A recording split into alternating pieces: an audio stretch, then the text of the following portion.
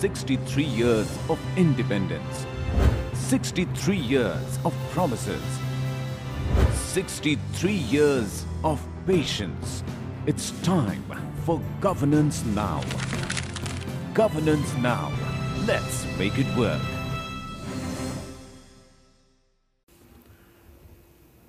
It gives me a great pleasure to be with you this morning, to be part of the national conference which aims to analyze the issues affecting public service delivery, the steps taken by government, and what further needs to be done at this stage of development of our country.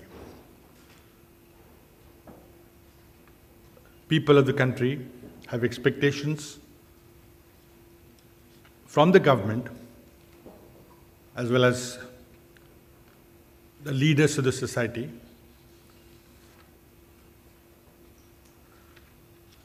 and I'm happy that this conference will now focus on how government can be more effective. When the UPA government took over in 2004, of course we were surprised because nobody gave us any chance of winning. But we analyzed. We won heavily in urban areas. We analyzed what went wrong with the previous government. And at the top, highest level, we had a three-pronged strategy of governance in May of 2004. And these three prongs were changing the emphasis of economic reforms from urban areas to rural areas.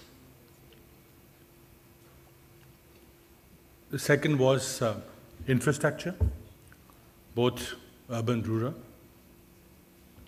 And the third was governance. And each of them would naturally have various subcomponents. But the governance themes was quite dear to the Prime Minister. Governance reforms of administrative reforms, judicial and police reforms, but more importantly, reforms of economic governance, regulatory systems, the appellate mechanisms, so that when economy is opened up to market forces, there has to be a neutral umpire, a statutory regulator who is independent, transparent, and over and above that, some appellate mechanism so that one can redress grievances. In the three prongs, we have had successes in many areas and not a great achievement in many others. We certainly changed the face of rural India with emphasis on agriculture, the debt waivers, the schemes which impacted both the rural poor and built rural infrastructure like NREGA, social infrastructure in schools with Sarva Shiksha Abhiyan and National Rural Health Mission, and infrastructure, of course, with the greater involvement of private sector, public-private partnership, mechanism, innovative mechanisms for viability gap funding. You have a network of highways coming up, we have modernization of airports, a lot more aircraft flying, and of course telecom, which is indeed a success story. The electricity regulatory mechanism has a salutary effect. Infrastructure is growing, we still have a long way to go.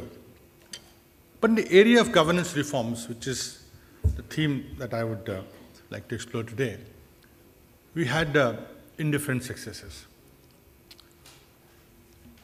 The main achievements of this government was that we set up a Administrative Reforms Commission after 40 years, the second Administrative Reforms Commission, which gave 15 reports and explored various different themes in great detail. The Government of India set up very high-powered mechanism to analyze these reports. And out of hundreds of suggestions that they made, many suggestions have been implemented or are being implemented. These are all baby steps, all micro steps, and all are making small difference to the governance. The second major reform, of course, was the enactment of the transparency laws, the Right to Information Act, which is making huge difference to the way we govern and the way information is coming out of government files, and how people are far more careful now in what they order in files. Initially, it was felt that it will be impossible to govern, nobody will take any decision at all. But actually, the RTI Act, we have had experience of the Act over the last 5 years, has an effect of even protecting honest civil servants from perhaps sometimes illegal political orders. And well, there are certain isolated cases of misuse. There are even cases of people being threatened. But by and large, it has ushered in a new era of transparency in the government. We have not been very successful in reforming the judicial machinery, but there are changes there also.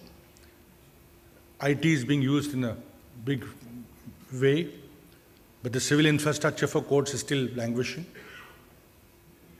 We have Gramin Nyayalayas, the rural courts, but we still have a long way to go to make sure that the pendencies are eliminated and justice is delivered promptly. A criminal justice system also needs tightening up, reforms. We set out to fight corruption, which remains a major bane. The leakages in the system, whether these are development parameters or